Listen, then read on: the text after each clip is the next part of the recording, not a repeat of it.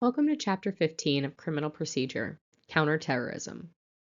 This is the final chapter of the course, and it addresses one of the most consequential tensions in all of American constitutional law: the balance between protecting national security and preserving the civil liberties that define us as a democracy.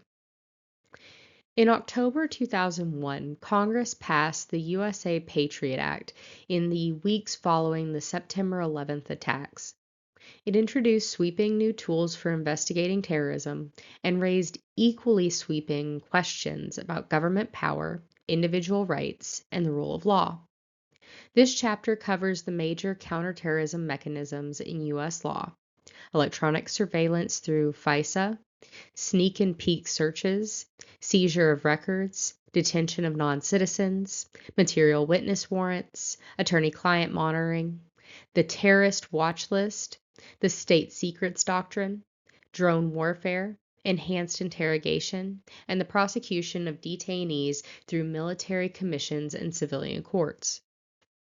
The central question to keep in mind throughout this chapter: has the United States struck the proper balance between national security and civil liberties in the war on terror? Chapter 15 has 11 learning objectives, the most of any chapter in the course, reflecting the breadth of counterterrorism law. Objectives 15.1 through 15.4 cover the core Patriot Act provisions: FISA electronic surveillance, sneak and peek searches, seizure of records through national security letters and business records orders, and the detention of non-citizens.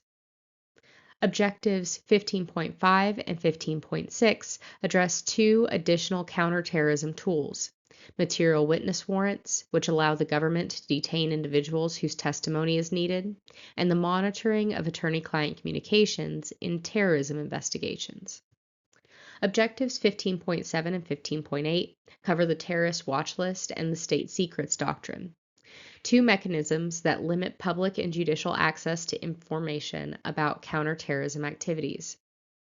Objective 15.9 covers drone warfare, the use of unmanned aerial vehicles as a counterterrorism weapon, including the legal framework governing their use and the controversy over civilian casualties.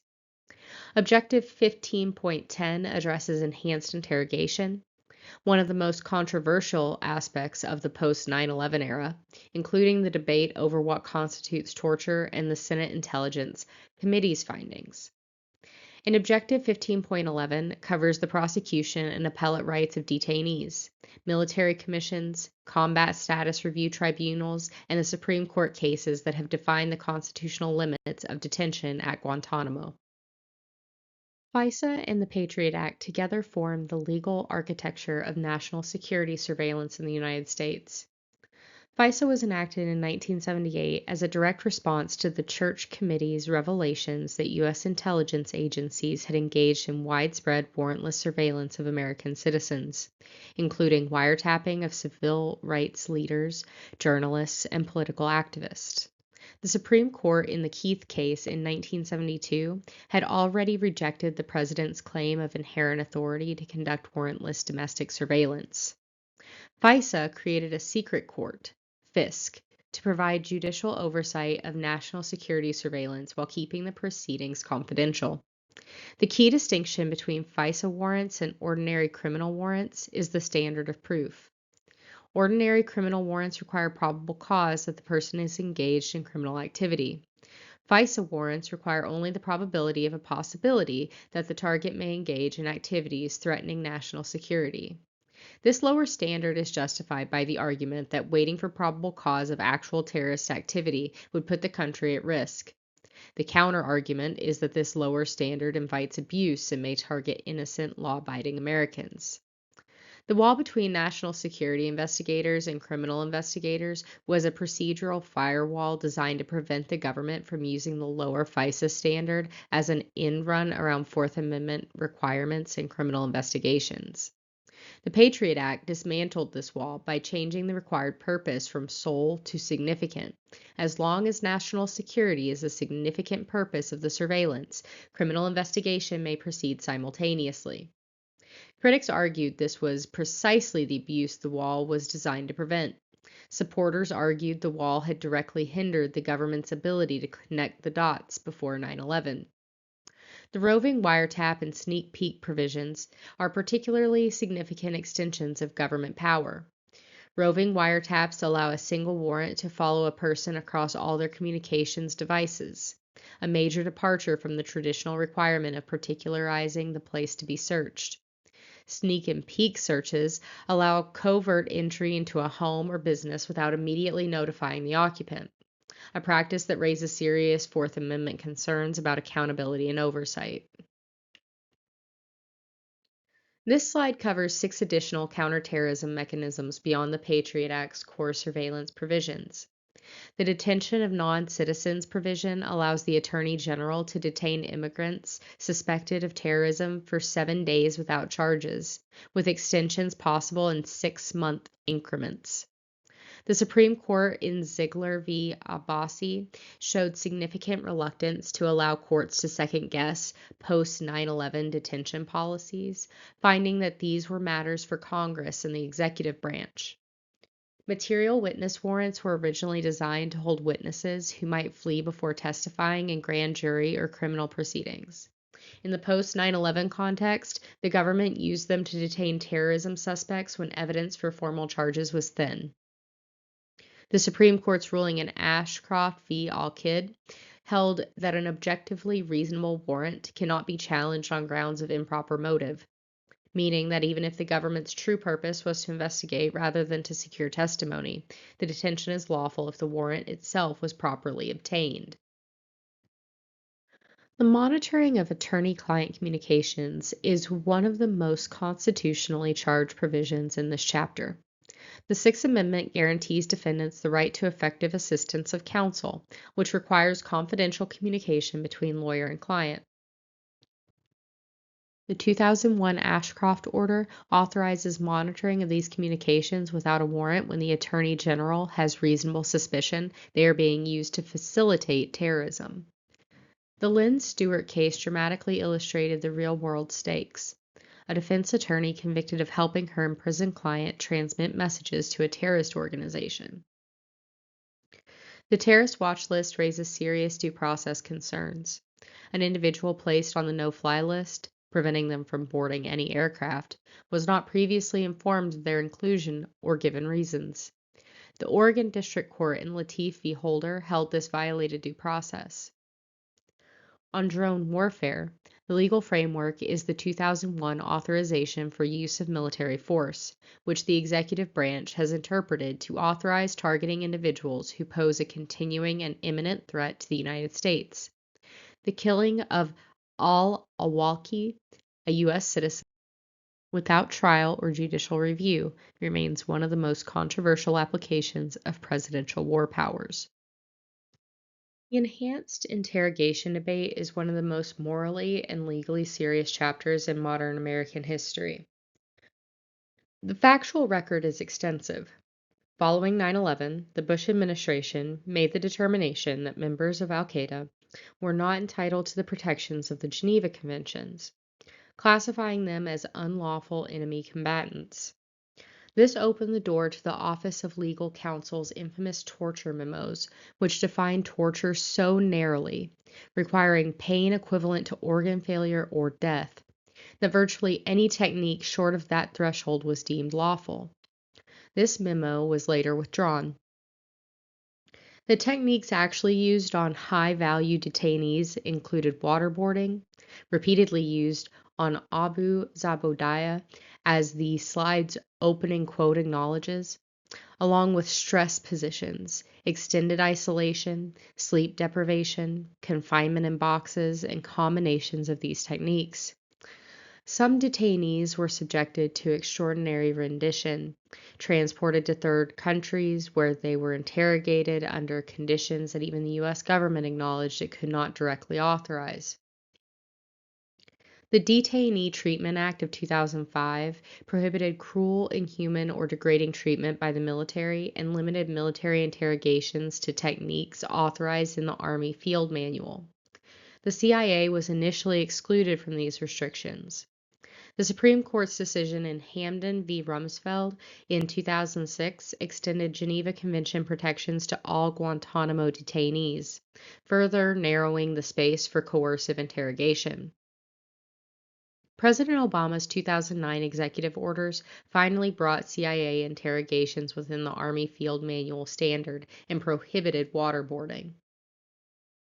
The effectiveness debate seemed settled, at least provisionally, by the Senate Intelligence Committee's 2014 report, which concluded that enhanced interrogation techniques were not effective in obtaining accurate information, and that the CIA's own cited examples of counterterrorism successes were wrong in fundamental respects.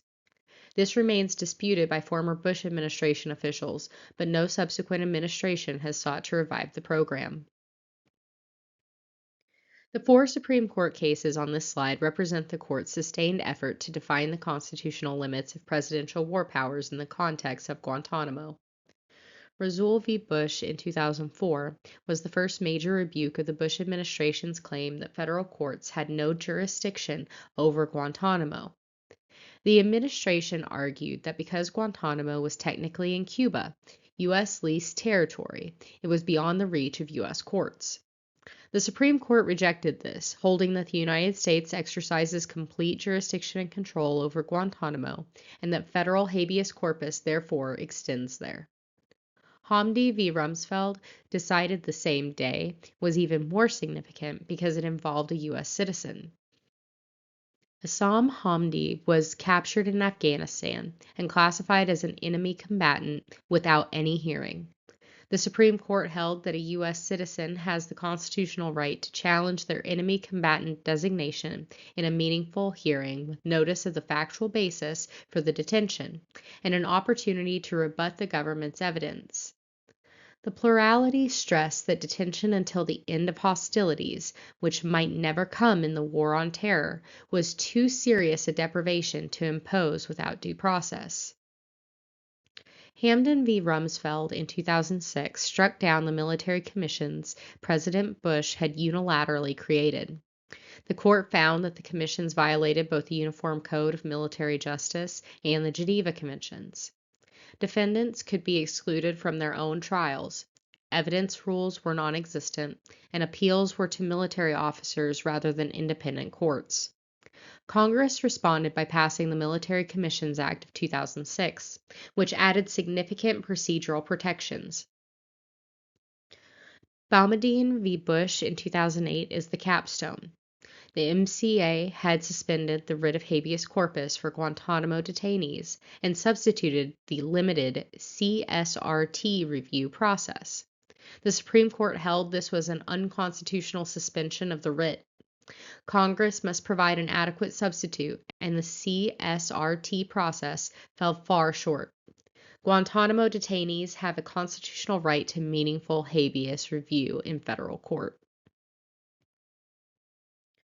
The debate over where to prosecute terrorism suspects, military commissions, or civilian federal courts, has been one of the defining political and legal controversies of the post-9/11 era.